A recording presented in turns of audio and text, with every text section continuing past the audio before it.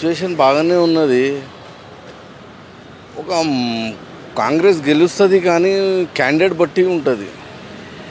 Candidate మంచి క్యాండిడేట్ని ఇస్తే, లేకుంటే రౌడీజం కుల్లా అంటే నవీన్ యాదవ్ మంచోడే కానీ సర్కిల్ మొత్తం రౌడీజం ఎక్కువ అయిపోతుంది అని. అది అయితే కాంగ్రెస్లో కూడా చాలా మంది టికెట్లు ఉన్నాయి, కొన్ని ఆశిస్తూ ఉన్నారు. మంచి క్యాండిడేట్ని ఇస్తే ఎడ్యుకేటెడ్ పర్సన్, మన అందరూ సొసైటీలని కూడా కలుపుకొని వెళ్ళే వాళ్ళకి ఇస్తే బాగుంటుంది. ఇంత ముందు కూడా మాగండి గోపీనాథ్కి కొంచెం వ్యతిరేకం రౌడీజం పైననే ఉండే, మళ్ళీ అదే పరిస్థితి కాంగ్రెస్కి రావద్దు అని. ఓకే, అయితే మీరే కాంగ్రెస్లో ఎవరిని పెడితే బాగుంటుంది అనుకుంటారు? అజరుద్దీన్ గారు బాగానే ఉండే, ఒక నేషనల్ ప్లేయరు, ఇండియాకి కెప్టెన్ ఉండే ఆయన. మళ్ళీ ఎందుకు తప్పిస్తున్నారో ఆయనకి తెలియదు. కానీ ఈ మూమెంట్ ఆయన ఉంటే గెలిచేది మూమెంట్ ఉండే, ఖచ్చితంగా గెలుస్తుండే ఆయన. ఎందుకంటే ఆయన కొంచెం సొసైటీలో కూడా ఓడిపోయిన తర్వాత కూడా కొంచెం లోకల్గా తిరిగిండు ఆయన. కొంచెము పరిస్థితులు కూడా అవగాహన ఉన్నది ఆయనకి. ఓకే, అన్ని ఏరియాల మీద పట్టు కొంచెం వచ్చింది ఆయనకి. ఓకే, ఇప్పుడు ఎట్లున్నది? రేవంత్ రెడ్డి వచ్చిన తర్వాత ఎట్లున్నది?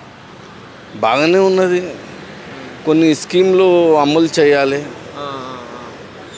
అదే 1 by 1 చేసుకుంటూ వస్తున్నాం అంటుండే ఆయన కూడా, సీఎం గారు. అవును, తెలుస్తుంది కదా పరిస్థితులు.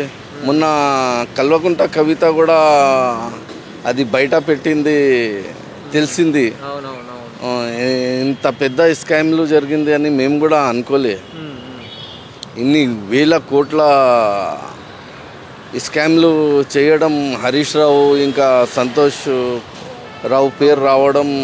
అయితే కవిత అంటుంది వాళ్ళే చేశారంటుంది కవిత.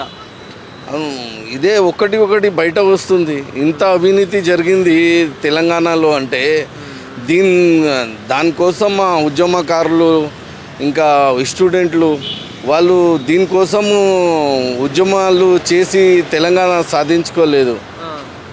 వీళ్ళ కుటుంబ అవినీతిల కోసము తెలంగాణ సాధించుకోలేదు కదా. నీళ్ళు, నిధులు, నియామకాలు అన్నారు, దాంట్లోనే దోపిడీలు చేసినారు వీళ్ళు. నీళ్ళలోనే దోపిడీ చేసినారు, నియామకాల్లో కూడా దోపిడీలు చేసినారు. గ్రూప్ 1, గ్రూప్ 2 దాంట్లో కూడా చూస్తున్నారు కదా మీరు. అది కూడా నడిచింది, కొన్ని రోజులు సిట్ నడిచింది, ఎంక్వైరీ నడిచింది గ్రూప్ 1 సంబంధించి.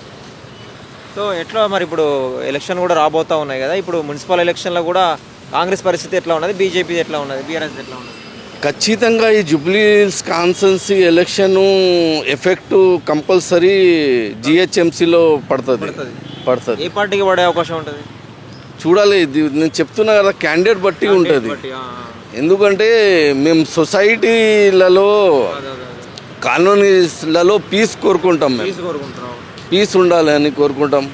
మాకు పలుకుతే వచ్చే క్యాండిడేట్ పని చేయాలి అని ఉంటుంది మాకు. అంతే, సమస్య ఉన్నా అంటే రావాలి, పని చేయాలి అని ఉంటుంది.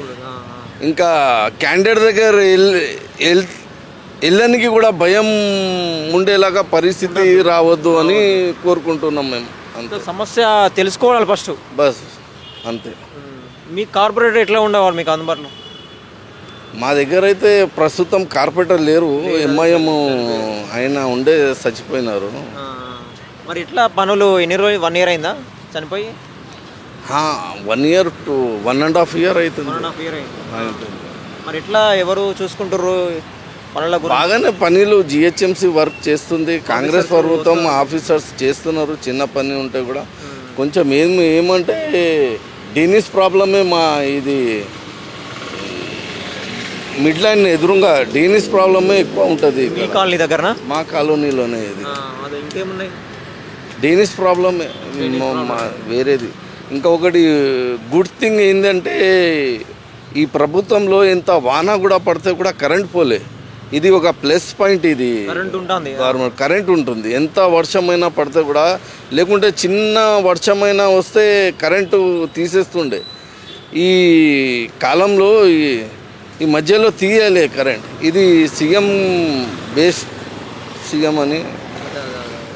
అయితే కవిత బయటకు వచ్చింది కదా, అది ఎట్లా చూస్తారు మీరు? దీన్ని పార్టీ పెడదామని ఆలోచన ఉన్నాడు. ఒకవేళ కవిత పార్టీ పెడితే ఆదరిస్తారా? ఈ అవినీతి పరువులకి ఏం సహకరించాలి అండి? ఇంత అవినీతి అంటే ఏంది అది? ఒకరిపైన ఒకరు దోచుకొని తిన్నారు. ఎన్ని త్యాగాలతో తెలంగాణ వచ్చింది. వాళ్ళ ఊసురు తగులుతుంది ఫ్యామిలీకి అసలు చూస్తే.